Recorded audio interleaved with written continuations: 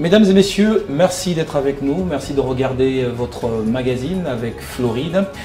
Il avait été arrêté il y a 3 ans, aujourd'hui il est libre, mais il a purgé sa peine. Et une célèbre phrase lui a valu condamnation à Koli Mbouma. Aujourd'hui, mesdames et messieurs, nous avons le plaisir de recevoir sur ce plateau Barnabé Milingagno. Il est notre invité dans Avec Floride. Bonjour et bienvenue. Merci d'avoir accepté notre invitation. Merci beaucoup Floride et merveilleux, bonne année. Merci. Alors, ça fait énormément longtemps, presque 3 ans, où vous n'êtes plus retrouvé sur un plateau d'émission avec un journaliste en train d'échanger. Comment vous vous sentez aujourd'hui? Un honneur, c'est un privilège d'être reçu d'abord par vous. Vous êtes les meilleurs de la République, parmi les meilleurs de notre génération. Dans 3 jours, je vais totaliser 2 mois de ma libération. Donc j'ai pris le temps de convalescence, de me reposer. Mais quand j'ai reçu votre invitation, j'ai dit non, ça, on ne refuse pas. Pourquoi j'ai accepté de venir? Ça veut dire que c'est votre première apparition? Oui, c'est la première. Je tenais à être présent pour des raisons de gratitude. Remercier d'abord ceux qui m'ont soutenu. J'ai déjà remercié les seigneurs, j'ai fait beaucoup de temps de prière, j'ai déjà donné les offrandes nécessaires. Mais la prison, c'est un endroit très difficile. Et lorsque vous êtes soutenu par le vôtre, qui vous assiste pour la scolarisation des enfants, la prise en charge des familles, les loyers, les soins médicaux, l'enterrement. J'ai perdu un enfant quand j'étais en prison. C'est pour cette raison que j'ai dit non, je ne peux pas refuser votre appel. Mais mon but, c'est de venir dire merci, 10 000 fois merci à ceux qui m'ont soutenu spirituellement par des prières, matériellement, financièrement, ainsi de suite. Qui était derrière tout ça? Derrière toute cette litanie de soutien que vous avez évoquée? Je ne sais pas citer les noms. Je crois qu'ils ne vont pas, prendre.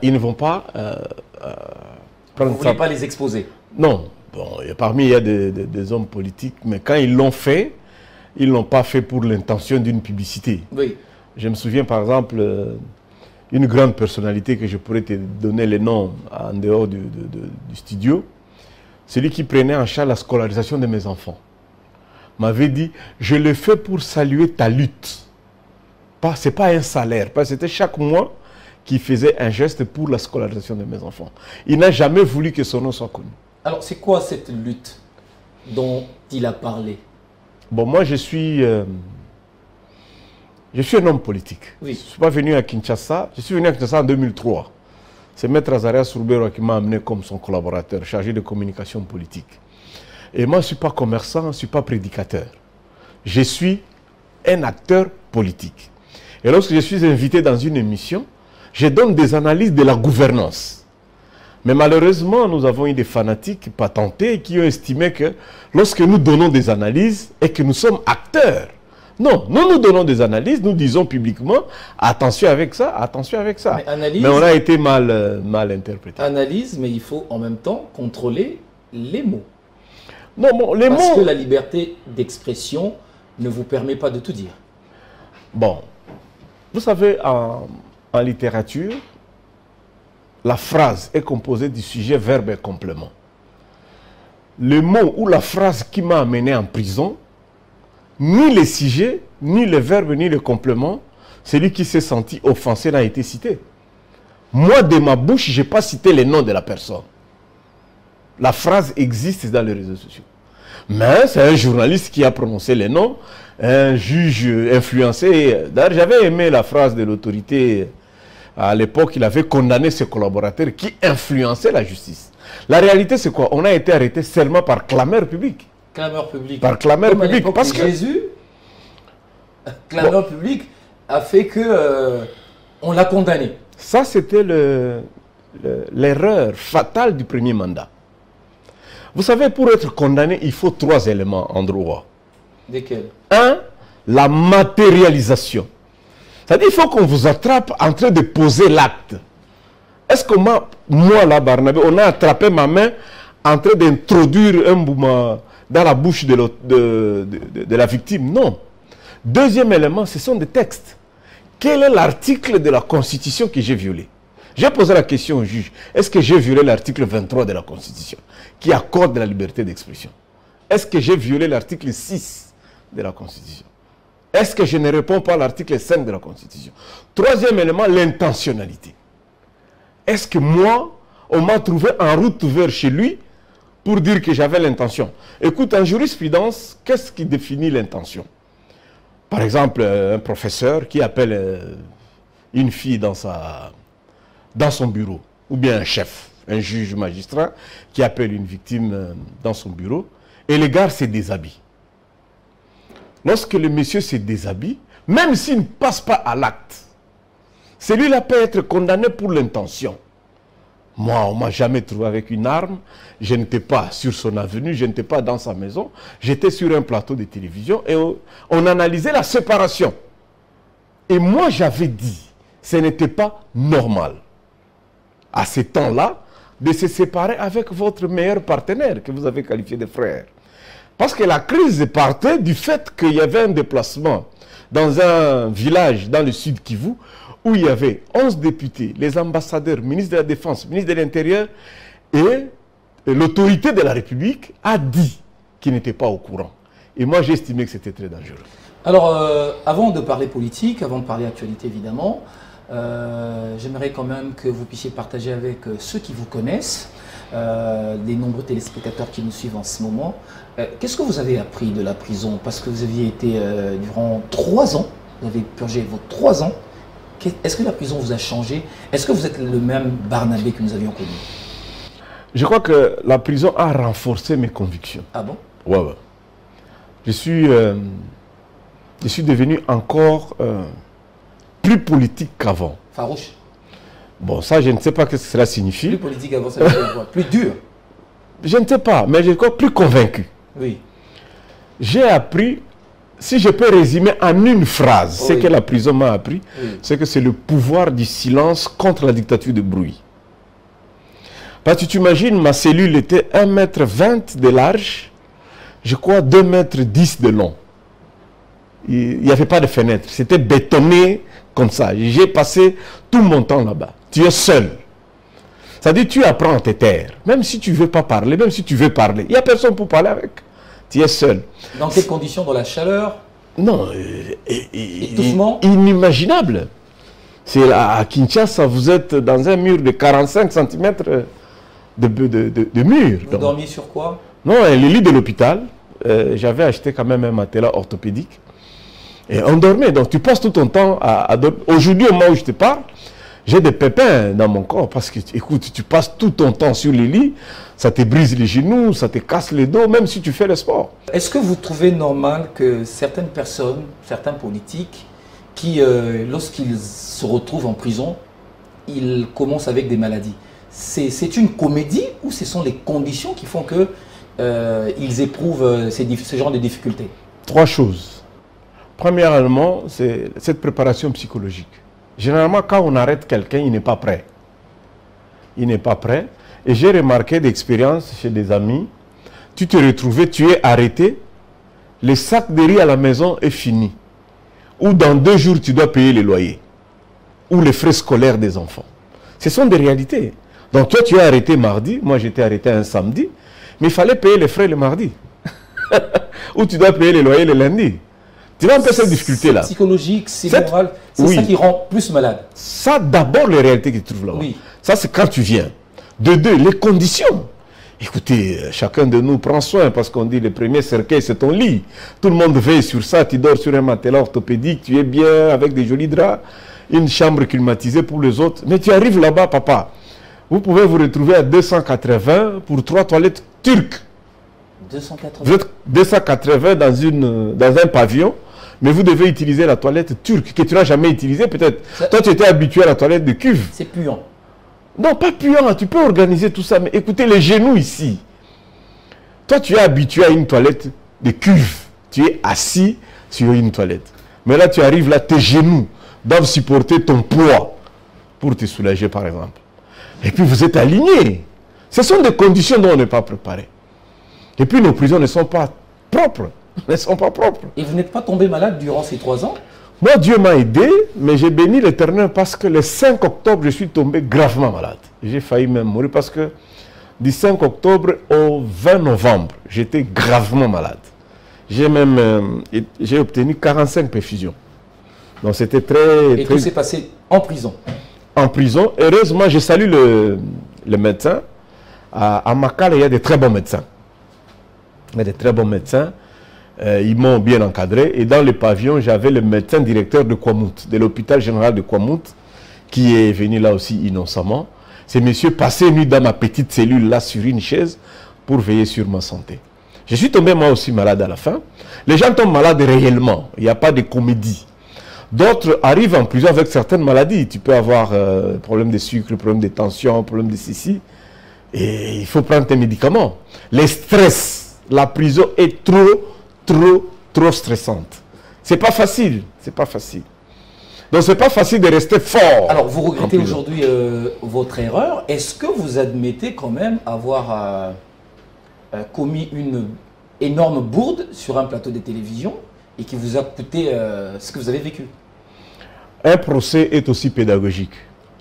Le juge ne m'a pas démontré sur le plan pédagogique quelle est la faute que j'avais commise. Les ministères publics, j'en ai connu deux, au premier degré, au second degré, ils n'ont jamais pris la parole. Au premier degré, le ministère public a dit, lui aussi il a les ambitions. Est-ce qu'il peut tolérer que quelqu'un puisse parler de ça quand lui est au pouvoir? Ce n'est pas une faute. Hein? La partie civile qui était alimentée, commanditée par les collaborateurs du chef qui m'ont amené au procès, n'ont jamais démontré la faute que j'ai commise. Oui, parce que le mot Okoli Mbouma en lingala... Ça signifie quoi d'abord? Justement la question que j'aimerais vous poser. Parce que moi, j'ai une signification, peut-être qui n'est pas la même avec la vôtre. Alors, sur le plan de droit, oui. Mon procès était pénal. Hein? Oui. Au procès pénal, les juges n'interprètent pas.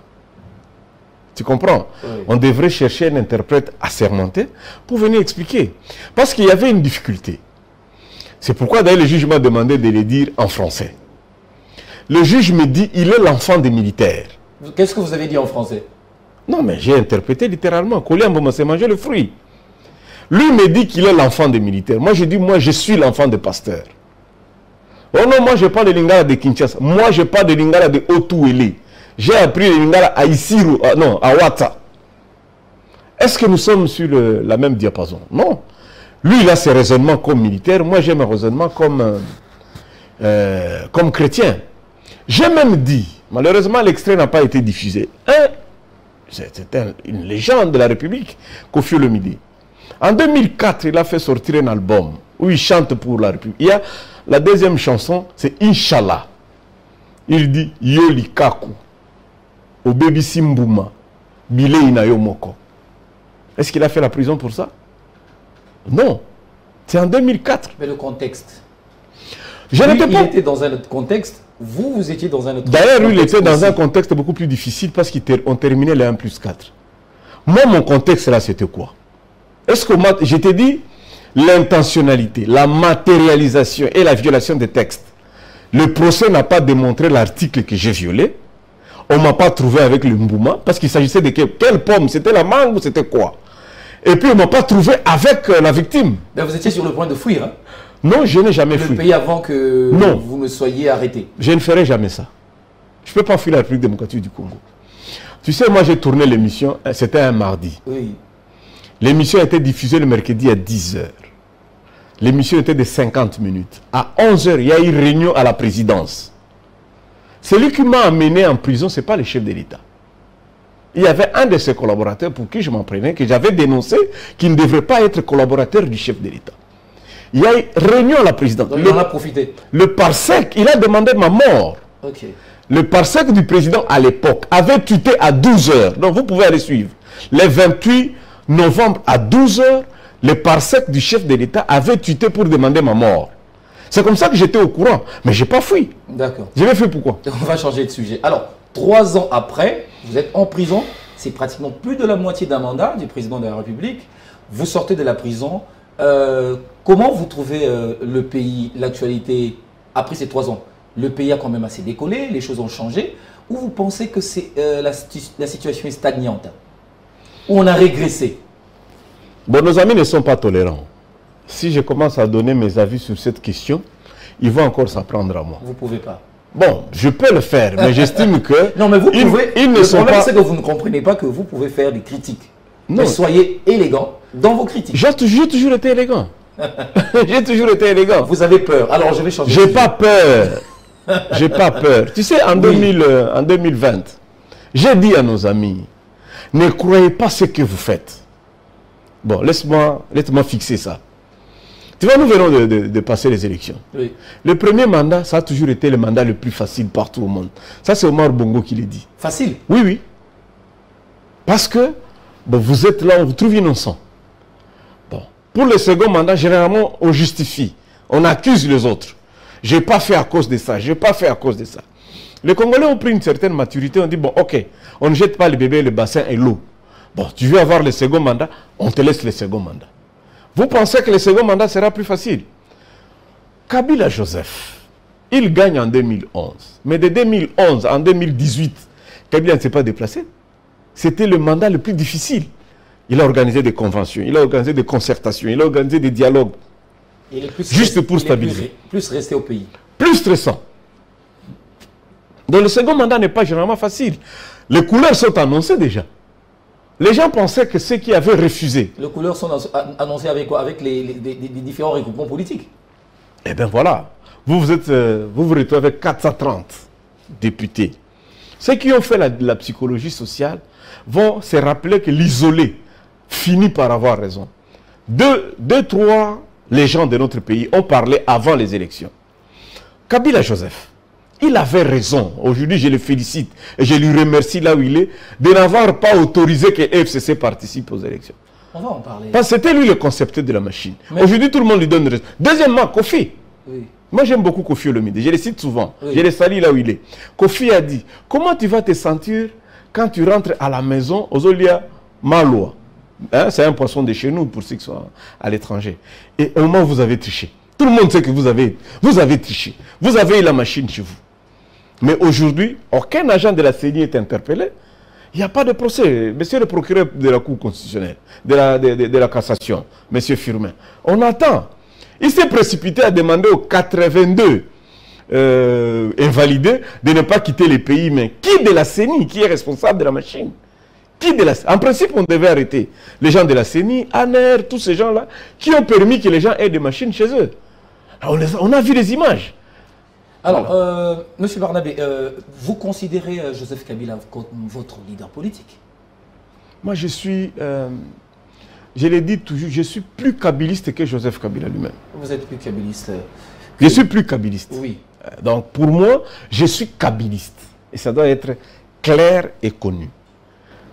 Alors, est-ce que le kabylisme n'existe plus, j'ai comme l'impression? Parce que vous êtes dans un parti politique, vous avez des ambitions, vos collègues aussi ont des ambitions, Emmanuel Chadari, mais le chef qui est devant vous, il est absent, il ne parle pas, vous ne savez pas ce qu'il veut. Comment avancer en politique? Que devient vos carrières politiques sans un chef qui ne parle pas du tout? C'est ça la force du pouvoir du silence. Vous avez peut-être mal compris le silence aussi. Non, toi, ce n'est pas à toi de nous juger, toi tu es journaliste. Moi je pose des questions. Moi, oui, je sais que Kabila parle. Quand Kabila veut nous parler, il sait comment nous parler. La dernière fois qu'il a parlé. Et nous là, nous kabilistes, on sait détecter quand est-ce qu'il nous a parlé. La dernière fois, il était à Kingakati avec les cadres. Ça date de quand? Non. Vous étiez encore en prison? J'étais en prison, mais il nous a parlé. Quand Chadari fait un communiqué ou une intervention, nous on sait quand est-ce que le chef a parlé. Est-ce qu'il est obligé lui-même de parler? Ce n'est pas nécessaire. Tu vois? Et nous on l'aime comme ça. Nous on aime notre Kabila comme ça. Ne nous poussez pas à aimer un chef qui ment chaque jour. C'est l'hypocrisie. Non, ce n'est pas de l'hypocrisie. Nous on aime Kabila comme ça. Parce qu'il y a certains de votre famille politique qui ne supportent plus ça. Et nombreux sont partis. Tu sais que l'Union sacrée était une chance pour nous autres ici. Quand on a vu, par exemple, 400 personnes partir, quand est-ce que nous, on pouvons avoir la chance d'accéder à Kabila si nos amis là étaient restés? Tu sais, je taquinais toujours mes amis en prison. Je salue Henri Magie, Jimmy. Et je disais, bon, évidemment, pour tenir en prison, il faut avoir des repères psychologiques pour tenir. Moi, j'ai lu 252 livres. Et les gens me disaient, pourquoi tu lis beaucoup? J'ai dit non, je prépare les tests pour être coordonnateur du FCC. C'est-à-dire, le jour où je vais rencontrer Kabila, ça sera un test. Parce que moi, j'ai les ambitions d'être coordonnateur du FCC ou secrétaire permanent du PPRD. Ah bon? Et donc, s'il y a test par écrit, je serai candidat. Et ça m'a poussé à beaucoup lire. J'imaginais quel type de questions Kabila peut me poser. J'ai lu 250 livres comme ça. Donc ça a été... Et j'ai fait les cours de droit... en prison? Oui, le cours de droit. Alors, ça a été une idée géniale de n'avoir pas participé au processus électoral politique de chaise vide. Ça vous va? Non, Kabila avait raison. Aujourd'hui, ça coûte combien? Si on parle et de l'efficacité et de l'efficience, nous venons d'avoir un processus qui a coûté 1,3 milliard. 1,3 milliard, c'est combien de kilomètres de route? Il faut revoir les systèmes. C'est lui qui a conçu la machine. Lui, Kabila. C'est lui qui a dit à ces gens, attention, je l'ai dit à un grand leader qui était candidat à président de la République et qui a désisté en faveur du candidat numéro 3. Je lui ai dit, Excellence, je vous connais un homme orthodoxe, intelligent, visionnaire. Mais le système, est-ce que vous avez préparé la tricherie? Il me dit, non, pourquoi tu peux me dire ça, c'est à mort. J'ai dit, non, attention. Vous avez dit ça à Matata? Je le salue là où il est. Oui. Vous savez, Matata Mponyo, c'est le meilleur. Pour moi, je suis fanatique de Matata Mponyo. Je ne trouve pas un Congolais qui m'impressionne comme technicien comme Matata. Et si on pouvait l'avoir comme président de la République, on pouvait espérer, dans les 5 ans, à jamais un développement extraordinaire. Mais je lui ai dit, mais tu ne seras pas capable de battre campagne parce que toi, tu ne sais pas tricher. Or, pour aller aux élections, il faut savoir les mécanismes de tricherie. La preuve, tu ne peux pas trouver Matata avec les machines chez lui. C'est inadmissible. Ça ne passe pas dans sa tête. Tu vois un peu ça. Alors, pourquoi aller dans une élection comme ça? Alors donc, votre famille politique va être en dehors des institutions pendant ces 5 ans? Non, c'est pas comme ça. C'est comment? Il a dit le 23 janvier 2019. C'est la dernière fois que notre chef a parlé officiellement. Il a dit, soutenez l'alternance. Soutenez le président de la République parce que c'est pour l'intérêt de la République.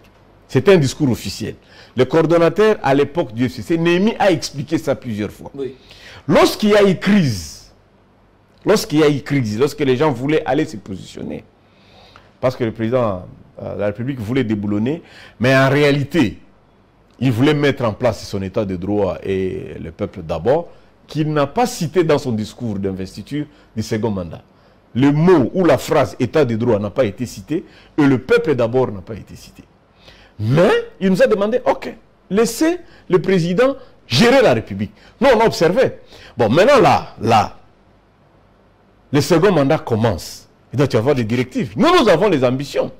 Est-ce que nous allons continuer à observer telles que les choses se déroulent? Non, parce qu'il y a 2028 à préparer. Alors, analyste politique que vous êtes, le fait que État de droit et aussi le peuple d'abord ne soient pas cités, qu'est-ce que vous en comprenez là? Ça veut dire qu'il n'y a pas continuité, il y a rupture. Tu sais, quand Kabila, en 2006, il lance les 5 chantiers, les gens ont estimé que non, c'était limité, on ne peut pas vraiment se concentrer sur 5 choses.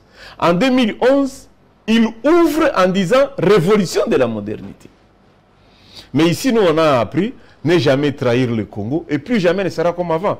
Plus jamais c'est une phrase de Mobutu, ne jamais trahir ses musées. Donc il a compris que lui aussi doit être muséiste, kabiliste.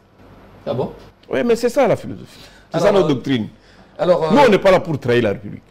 Alors, finalement, ce sera quoi la stratégie durant ces 5 ans? Vous observez? Non, je n'ai pas reçu le mandat de parler pour le FCC ni pour le chef. Oui. Et les stratégies, généralement, ne se dévoilent pas. Oui. Les stratégies ne se dévoilent pas. Mais nous avons les ambitions. Nous avons les ambitions. Nous allons participer aux élections de 2028. Nous allons agir activement. La politique est dynamique. Ça s'est dit. Et le monde politique est aléatoire. Oui. Troisième chose, l'opposant du premier mandat n'est pas forcément l'opposant du second mandat. Ça veut dire quoi? Il peut être décidé au plus haut niveau.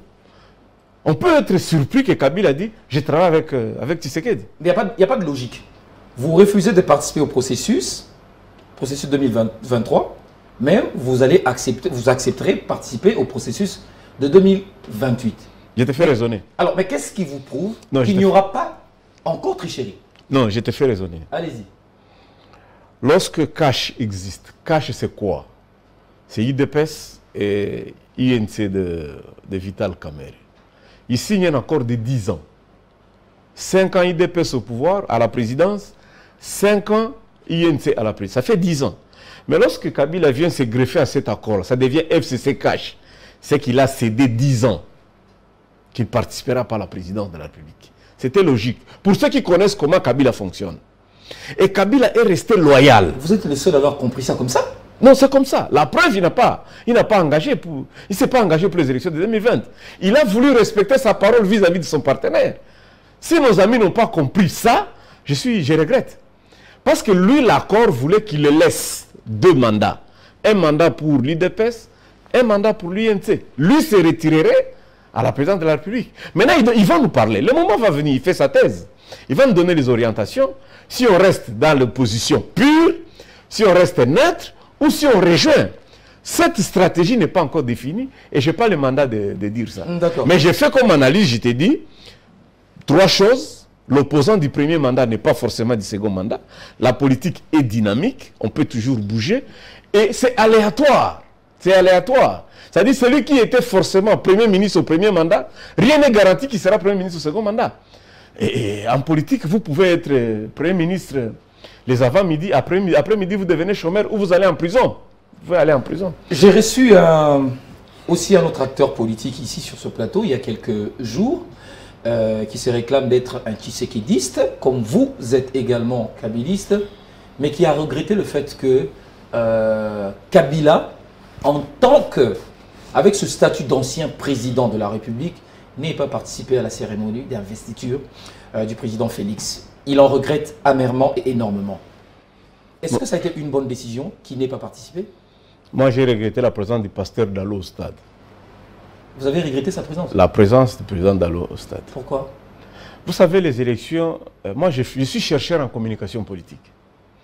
Les messages qui ont été diffusés au stade pendant la campagne et la qualité du type des élections, il ne faut pas être là. Il ne faut pas aller cautionner cette affaire-là.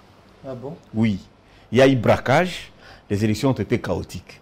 Mais ça fait partie des techniques des élections. C'est à cause de ça que Kabila n'était pas là? Non, il n'était pas là parce que le rendez-vous a coïncidé avec sa défense de thèse. Kabila, c'est un homme très poli. D'abord, il est très poli. Il devrait être là si réellement aussi il a reçu l'invitation. Par les informations que nous avons eues à l'arrivée du pape, l'invitation de papier n'est pas arrivée. Et je demande aux communicateurs de nous diffuser le papier, l'invitation du protocole d'État, l'invitant au stade. Parce que généralement, on a compris les cadioches, on peut balancer, dire il est invité, pourtant il n'est pas invité. Mais je sais que Kabila est poli. Et il a la passion du Congo. Vous savez, Kabila a dit, c'est un bateau et nous serons les derniers à quitter les bateaux de la démocratie, en plus de la démocratie du Congo. Les autres peuvent violer, mais nous allons rester démocrates pour sauver la République démocratique du Congo. Le pasteur Roland a profité de cette occasion de il a pouvoir lancer un message assez important. Nous sommes fatigués des voleurs. Ça, c'est sa quatrième prière. Qui est le père spirituel de ceux qui sont là? C'est lui qui les gère. Il a excommunié combien de voleurs? Ça ne sert à rien de venir crier en public que nous sommes fatigués des voleurs. Citez-les. Tu sais que c'est une imputation dommageable.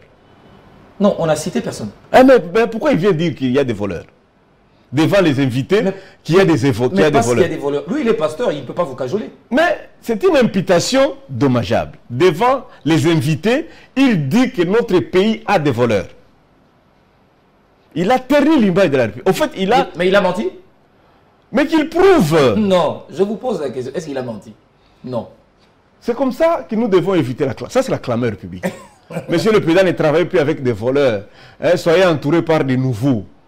Citez-les, excommuniez-les. Lui, comme pasteur, as-tu déjà fait un communiqué pour dire tel vous êtes excommunié, pas vous êtes voleur, pas tel vous êtes excommunié, pas vous êtes voleur? Mais peut-être les voleurs dont il a parlé ne sont pas dans son église.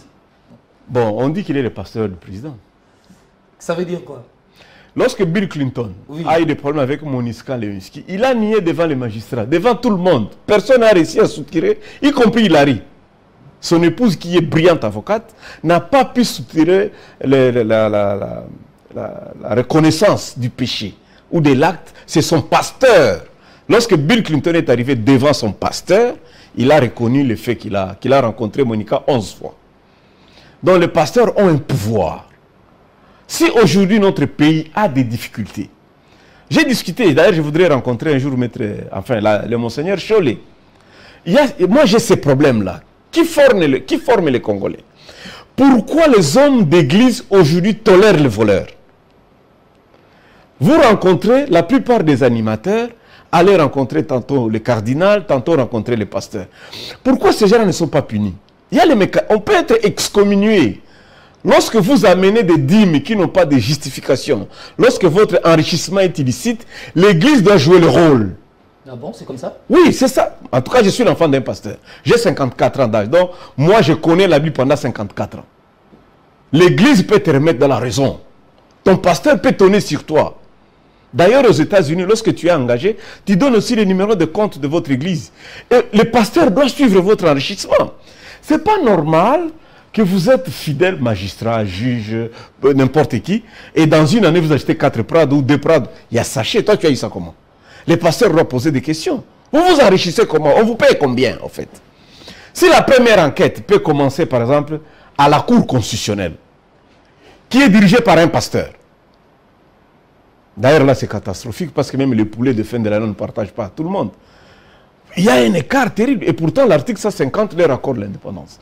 Donc, moi, je voudrais que pour le second mandat, que les églises jouent leur rôle. Et moi, je suis des églises de réveil. Et je considère que celui qui a prié pour le compte des églises de réveil, c'est l'apôtre Dallo. J'ai regretté sa présence et sa prière. Ok, vous auriez préféré qu'il ne soit pas là. C'est ce qui a compris. Mais quand on regarde les grandes lignes du discours du président de la République à l'occasion de la cérémonie, on sent une volonté de pouvoir, une rupture avec les erreurs du passé, une volonté d'améliorer. Quand on regarde les 6 engagements, on sent que le pays est bien engagé dans la voie de la modernité, dans la voie du développement, dans la voie du renouveau.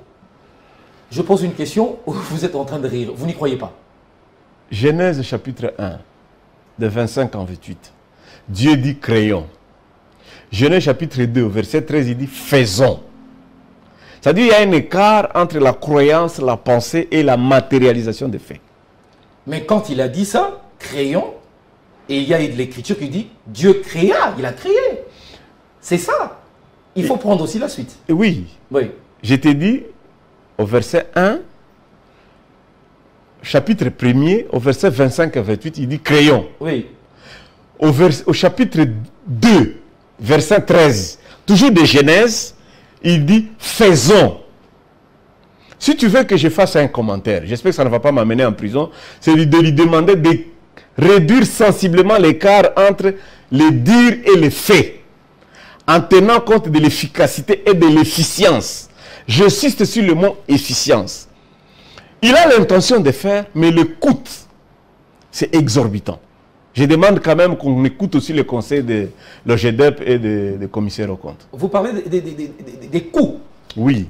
Tenir, c'est-à-dire le second mandat, qu'il réduise l'écart entre les intentions de dire je vais faire quelque chose. Je vais je vais fermer les cachots de l'ANER. Si je comprends bien ce que vous voulez dire, ce que nous, la population, nous qualifions comme promesse, c'est ça. Donc il doit réduire les écarts entre les promesses et les faits. Et les actions. En tout cas, il doit aller plus vers les actions. Parce que ça ne sert à rien de dire, si je suis chef de l'État, je vais fermer les cachots de l'ANER. Vous arrivez au pouvoir, on multiplie les cachots de l'ANER. Quand il dit les 6 objectifs qu'il a donnés, 6 engagements. Les 6 engagements, qu'on peut aussi appeler les 6 objectifs, je pense que ça va être smart, spécifique, atteignable, mesurable, et ainsi de suite. Mais il faut qu'il soit efficient dans l'engagement de la réalisation de ce programme ou de ces objectifs. Alors, pour un chef de l'État, vous êtes politologue aussi, pour un chef de l'État, les chances de pouvoir accomplir positivement son mandat se déterminent par quoi? Le choix des collaborateurs. Mitterrand a dit, tout celui qui arrive au pouvoir et qu'il fait une semaine sans rendre public son cabinet, il est mal préparé. Et c'est mal parti. Il cédera dans les chantages. C'est ce que nous sommes en train de voir ici. J'espère que le 29, à l'entrée de l'Assemblée, une semaine après, on aura un bureau de l'Assemblée nationale et un Premier ministre ou un informateur. Le choix des collaborateurs est très important. Généralement, un conseil de Robert Greene, c'est lui qui a écrit les 48 lois de pouvoir. Nous sommes à la 3e loi. Il dit, il ne faut pas travailler avec les amis. Il ne faut pas travailler avec les amis, travailler avec vos ennemis, parce qu'ils seront capables de vous donner les maximums. Et vous-même, ils vont travailler avec les ennemis? Oui, oui, il faut travailler avec ses ennemis. Ils vont vous garder. Non, les opposants ne sont pas les ennemis. Ok. Travaillez avec vos ennemis. Okay. Parce qu'ils vont vous garder en veilleuse. Tu sais que ma phrase là, ma phrase a fait que les services de sécurité soient en éveil et ils ont travaillé pendant plus de 2 ans. Bien que ça a coûté plus de 11 millions de dollars pour rechercher le Mbouma. Au lieu de venir me poser moi-même la question, le Mbouma là c'était quoi? Donc je lui demanderai de faire ça. Chercher les meilleurs dans le FCC, il prend. Chercher les meilleurs dans la société civile, il prend. C'est le second mandat de toute façon. Alors, celui qui était ici à votre place a dit que aussi ce sont les transfuges de Kabila qui se sont déversés au sein de l'Union sacrée qui ont rendu le premier mandat difficile. Ça c'est vrai. Votre accord cache FCC, ça n'a pas permis au président Félix Tshisekedi de décoller. Soyons corrects quand même. Jusque-là, nous n'avons que 2 écoles. Depuis 1960, 2 écoles. Le moboutisme et le kabylisme. Il y a aussi les tshisekédistes. Non, ils sont le mombistes. Ils sont aussi le mombiste. C'est une école qui est en train d'être créée. Et les moboutistes ne sont jamais partis. Kabila, Joseph, il arrive, premier acte, il chasse tous les collaborateurs de son père. Les Moïse, il les a tous foutus dehors. Mais les moboutistes, tellement qu'ils étaient ancrés dans le système, ils sont restés. Il les a même donné le Sénat pendant 12 ans. Mais ils n'ont pas soutenu lorsqu'il y a eu crise à l'Union sacrée. Tous se sont déversés. Alors, c'est comme si vous transportez le carburant dans les citernes. L'essence ne reste pas statique, ça bouge. La politique est dynamique. Il a cru qu'en se débarrassant de Joseph Kabila, personne, il allait se débarrasser du système. Non. Tous ceux qui l'ont suivi dans l'Union sacrée sont formés par Mobutu. Ce sont des lumumbistes. Et j'ai aimé une fois le plus grand brillant porte-parole de lumumbisme. Il dit, dans le gouvernement de Lumumba, il y avait tout le monde. Ça veut dire que chaque fois qu'il y a formation du gouvernement, nous devons être là. Oui, c'est le brillant porte-parole de dites-moi, je ne sais pas la compréhension qu'il a donnée à cette phrase. Je l'ai suivi sur un plateau d'émission en disant que c'est Kabila lui-même qui avait demandé, qui leur avait demandé, soutenez Tshisekedi, travaillez avec Tshisekedi. Est-ce que c'était une très mauvaise compréhension ou comment? Non, mais ils travaillaient ensemble. Je t'ai dit le message officiel. C'était ça. Le 23 janvier 2019, Kabila n'a plus parlé officiellement pour contredire ces messages-là. C'est pourquoi tu as vu, pendant la campagne, et même pendant la période de crise, nous les kabylistes, nous n'avons jamais pris ni les armes, ni les bâtons, ni organisé des marches contre le président. C'est-à-dire quand il dit qu'on l'a empêché de travailler, ce n'est pas nous. Ce sont ses proches collaborateurs. La preuve, c'est la toute première fois qu'un chef de l'État en fonction a arrêté 4, il a permité. Parmi les, il a arrêté aussi. Mais c'est la toute première fois, pendant 5 ans, on a changé 4 responsables de l'ANER. 4. La toute première fois. Et 3 conseillers spéciaux. C'est la première fois en matière de sécurité. Ça n'arrive pas. Donc il n'y a pas constance. Pourquoi? C'est parce qu'il n'y a pas confiance. Non, il n'y a pas constance. Et lui-même, maintenant, il comprend que ceux qui lui rendent de très bons services ne sont pas forcément de sa famille politique. Ils ne sont pas forcément de sa famille politique. Alors, cette émission est terminée. Est-ce que vous avez un dernier mot? Quelque chose qui vous traverse à l'esprit, que vous aimeriez dire? Je me rappelle d'un de très grands acteurs du premier mandat, quand il est arrivé en prison, il nous a dit de ne jamais abandonner Kabila. Je demande aux kabylistes, les membres du FCC, PPRD, tous ces gens-là, non, de croire encore davantage à Kabila. Et de ne les jamais abandonner. Geneviève Inagosi était avec vous, tous les autres là, ils étaient avec vous, ils ont attendu, tout ça. Ils ont de carrière, ils ont de famille. Geneviève Inagosi... C'est pas un jeu. C'est ma sœur. Oui, celle qui vient avant moi s'appelle Geneviève. Donc je l'appelle plus un Geneviève. C'est la vie. C'est une affaire de vie et de mort. Ceux qui viennent en politique pour les types digestifs sont généralement inconstants. Vous êtes venu en politique pour quoi? Conviction. Moi, je fais la politique pour la justice. Je n'aime pas l'injustice. Il y a des gens, et c'est la justice qui élève la nation. Il y a des gens de la famille de Kabila qui ont parlé exactement comme vous. Hein. J'ai 37 ans de vie politique. 37 ans. J'ai commencé à 87. Moi, je fais la politique pour la conviction. Tu sais, moi, là, je me reconnais comme fils. Je pouvais dire spirituel d'Azarias Roubero. Cet homme, je l'ai vu chrétien aux affaires, à moins de 40 ans. Roubero a été vice-président de la République à moins de 40 ans. Il est resté chrétien. Il payait sa dîme. J'étais avec lui jusqu'à 10 h du matin. Il est resté chrétien. Et alors? Tu vois, c'est-à-dire on peut rester chrétien. Il faut garder la constance. Si tu aimes Jésus et tu as un problème de type digestif, tu vas rejoindre le diable. Moi, j'ai dit à nous, kabbalistes, de rester calme et constant. Croyons en lui, il va nous trouver une solution. À ceux qui sont là pour l'instant. Hein. À nous qui sommes là, à nous qui sommes là. Notamment vous aussi. Oui. Okay. D'ailleurs, on peut même rester lui-même, Joseph Kabila, maman Olive, sa fille Sifa, son fils Mzé, Jeannette, Zoé, Barnabé, Henri Majou. Ça suffit. Henri Magie, celui-là, visiblement, c'est dans le sang. Je le salue là où il est. Merci beaucoup d'être venu dans cette émission et de nous avoir accordé ce scoop. La toute première émission que vous avez tournée après votre sortie de la prison. Je voulais te féliciter, non seulement parce que je suis fanatique de ce que tu fais comme travail dans le domaine des médias, mais tu as réalisé quelque chose que beaucoup de gens n'ont pas atteint. C'était quoi encore? Tu as géré la communication d'un grand homme politique connu comme technicien. Connu comme technicien. Mais en peu de temps, tu as fait de lui un grand homme politique et il a atteint le seuil. Curieusement, Vuyo Bourara, bon, il est le seul élu de son parti. Et là, je cite Mata Tamponi. L'LGD est devenu un grand parti politique grâce au service de communication que toi tu pilotes. Coup de chapeau et félicitations. Merci beaucoup. Cette émission est terminée avec Floride. Aujourd'hui, nous avons eu l'occasion de recevoir Barnabé Milingagno. Vous le connaissez. Je crois que vous n'êtes plus à présenter. Merci d'avoir accepté notre invitation et à très bientôt. Merci beaucoup. À très bientôt également à vous.